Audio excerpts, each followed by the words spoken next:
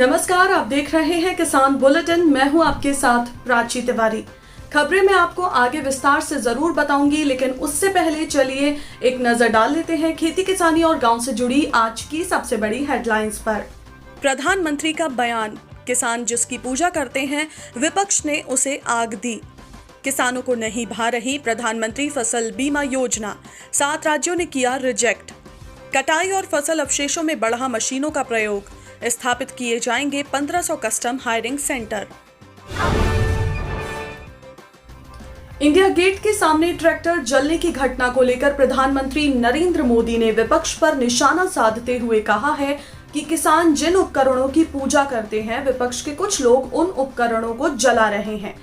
ऐसा करके विपक्ष किसान को अपमानित कर रही है। आपको बता दें कि नरेंद्र मोदी ने ये बात नमामि गंगे परियोजना के तहत एक कार्यक्रम के दौरान कही।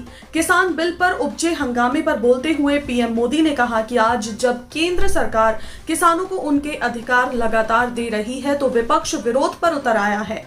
ये लोग चाहते हैं कि देश का किसान खुले बाजार में अपनी उपज ना बेच पाए। जिन सामानों की, उपकरणों की किसान पूजा करता है, उन्हें आग लगाकर ये लोग अब किसानों को भी अपमानित कर रहे हैं। पीएम मोदी ने ये भी कहा कि सरकार ने चारों दिशाओं में एक साथ काम किया है। गंगा जल में गंदा पानी गिरने से रोकने के लिए सीवेज ट्रीटमेंट प्लांटों का जाल बिछाना शुरू किया। दूसरा, सीवेज ट्रीटमेंट प्लांट ऐसे बनाए जो अगले 10 से 15 साल की भी जरूरतें पूरी कर सके। और तीसरा, गंगा नदी के किनारे बसे 100 बड़े शहरों और 5000 गांवों को खुले में शौच से मुक्त करना। और चौथा, जो गंगा की सहायक नदियां हैं, उनमें भी प्रदूषण रोकने के लिए पूरी ताकत लगाना है। साथ ही पीएम ने कहा कि आज पैसा पानी में नहीं बहता, पानी पर लगाया जाता है। हमने बिखरे हुए मंत्रालयों को एकजुट किया है। प्रधानमंत्री फसल बीमा योजना किसानों की भलाई के लिए शुरू की गई थी, लेकिन इससे किसान नहीं बल्कि बीमा कंपनियां फायदा उठा रही हैं। किसान बीमा कंपनियों के चक्कर काट काट कर थक जाते हैं, लेकिन उन्हें समय पर उचित क्लेम नहीं मिलता। कुछ राज्यों में इन कंपनियों की पोल पट्टी अब खुलने लगी है। इसलिए बिहार, पश्चिम बंगाल, मणिपुर, मेघालय, जम्मू कश्मीर, आंध्र प्रदेश में रबी फसल 2019-2020 में फसल बीमा नहीं किया गया। राज्यों का कहना है कि नुकसान होने पर वो खुद ही किसानों को इसका मुआवजा दे देंगे। इस साल गुजरात, हरियाणा, केरल, महाराष्ट्र, राजस्थान, तमिलनाडु, तेलंगाना और उत्तर प्रदेश सरकार ने अभी तक फसल बीमा योजना में अपना शेयर यानी कि प्रीमियम सब्सिडी नहीं दी है। बीजेपी शासित राज्य मध्य प्रदेश की सरकार भी इस योजना से बाहर निकलना चाहती है। आपको बता दें कि पंजाब में इस योजना को मंजूरी भी नहीं मिली थी। खेती किसानी में दिनों दिन मशीनों का प्रयोग अब बढ़ता जा रहा है। बुवाई से लेकर कटाई, फसल अवशेषों को ठिकाने लगाने तक में मशीनों का प्रयोग किया जाने लगा है।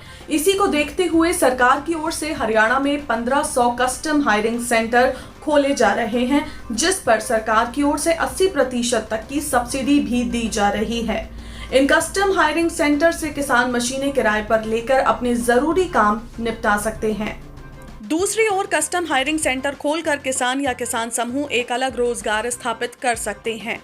हालांकि फिलहाल कस्टम हायरिंग सेंटर खोलने का सरकार का उद्देश्य फसल अवशेषों का समुचित प्रबंधन करना है। यदि आप हरियाणा के किसान हैं और आप भी अपना कस्टम हायरिंग सेंटर खोलना चाहते हैं, तो योजना से जुड़ी जानकारी, किसी भी प्रकार की जानकारी के लिए आप कृषि उपनिदेशक या फिर कृषि सहायक अभियंता के कार्यालय अथवा राज्य के टोल फ्री नंबर 1800-1802-117 और 1800-180-1-552-257155-3 या फिर 0172-2571-544 पर संपर्क करें।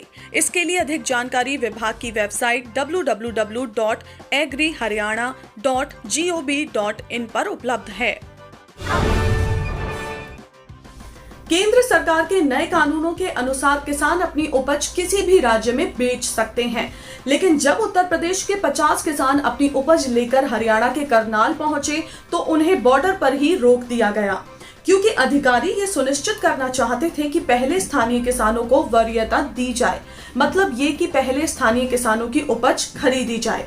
हालांकि हरियाणा सरकार का कहना है कि गैर बासमती किस्मों के चावल बेच रहे किसानों को पहले हरियाणा सरकार के एक पोर्टल पर रजिस्ट्रेशन कराना होगा और फिर अपनी बारी का इंतजार करना होगा। वैसे ये सच भी है कि जिस चीज की खेती जिस राज्य में बहुत ज्यादा होती है तो कोई भी प्रदेश उसे पहले ही खरीदेगा। वो अलग बात है कि अन्य प्रकार की उपज एक से दूसरे राज्य में आवश्यकता होने पर आसानी से खरीदी और बेची जाए।